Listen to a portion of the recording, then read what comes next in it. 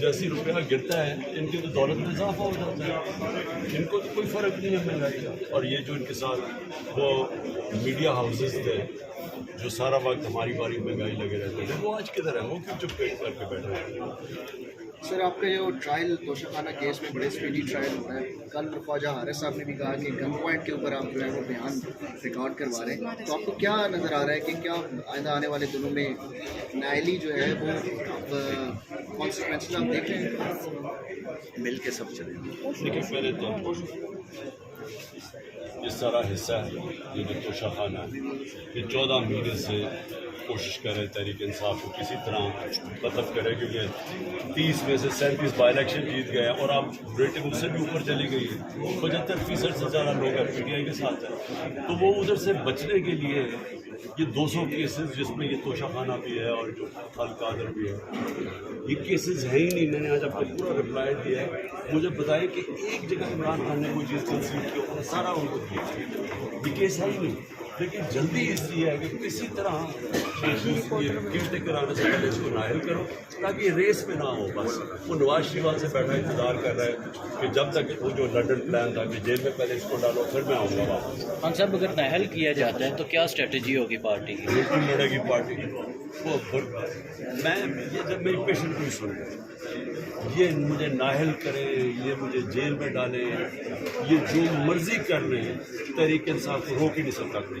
अच्छा, दाल के साथ साथ आपको लग रहा है कि ये केयर टेकर सेटअप लागी को इंतखाबात करवाने के लिए ला रहे हैं या कुछ लंबा टेन्योर इनका प्लान? देखो, अगर तो इनका कोई भी इलेक्शन का होता इलेक्शन तो 14 मई का आइन कहता था, सुप्रीम कहता था इलेक्शन करवा देते बहुत। हमारा अब ये दो केयरटेकर गवर्नमेंट्स बैठी हुई है, ये बिल्कुल इलीगल है, आइन के ख़िलाफ़ है। तो ये दफ़ा आइन तोड़ दिया। मैं यही कह रहा था कि आपने आइन तोड़ दिया, तो अब इनको क्या चीज़ रोकेगी? ये तो अब बैठ गए हैं, इन्होंने डरे हुए, इलेक्शन से डरे हुए हैं। तो जब इलेक्शन से डरे हुए हैं, हर हरबा इस्तेमाल करेंगे या PTI ख़त्म हो जाए, तब तक बिल्कुल ही लड़ ना सके, इंतज़ार करो। लेकिन ये जितनी इंतज़ार करते जा रहे हैं, नफरतें बढ़ती जा रही हैं। अभी बिजली का बिल कौन देगा? अभी पेट्रोल डीजल बढ़ता जा रहा है, आटा कहाँ से कहाँ पहुँच गया।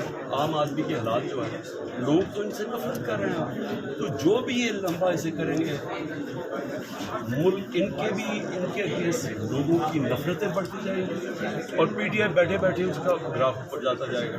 तो हमें नुकसान तो पाकिस्तान को हो रहा है। इलेक्शन पाकिस्तान की ज़रूरत है। लास्टली ये बता दें कि अब नवाज शरीफ जो है उन्होंने ख्वाजा आसिफ को कुछ एंटी इस्टेब्लिशमेंट होने का टास्क दे दिया है, वो भी कुछ इस तरह के बयान दे रहे हैं। अगर इलेक्शन नहीं होते और नवाज शरीफ भी दोबारा से इलेक्शन का मुतालबा करते हैं, तो क्या आप मुश्तरका तहरीक चलाने के हवाले से? सबसे बड़ी बात तो ये है कि ख्वाजा आसिफ की जो बातें कही है, अब ये याद रहे कि मैं तो ये कह रहा था, मैं तो कह रहा हूँ कि रजीम चेंज पूरी साजिश हुई है।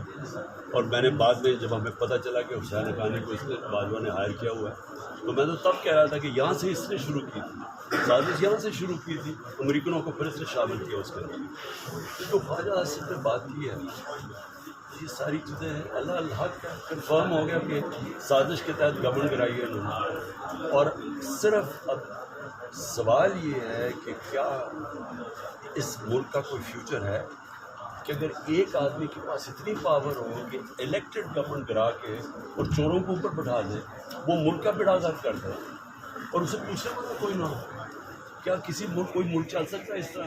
सवाल तो ये है, कोई मुल्क दुनिया में तरक्की कर सकता है, उसकी कोई चांस है ऊपर जाने की, जैसे एक सुपर पावर बैठी हुई है, सुपर किंग, वो जो अंदर से बंद कमरे में जो फैसला, अच्छा जी उसको एक्सटेंशन चाहिए, शहबाज शरीफ ने एक्सटेंशन का वादा किया, चलो जी गवर्नमेंट करा दो, और वो नतीजा अब आप सबके सामने है।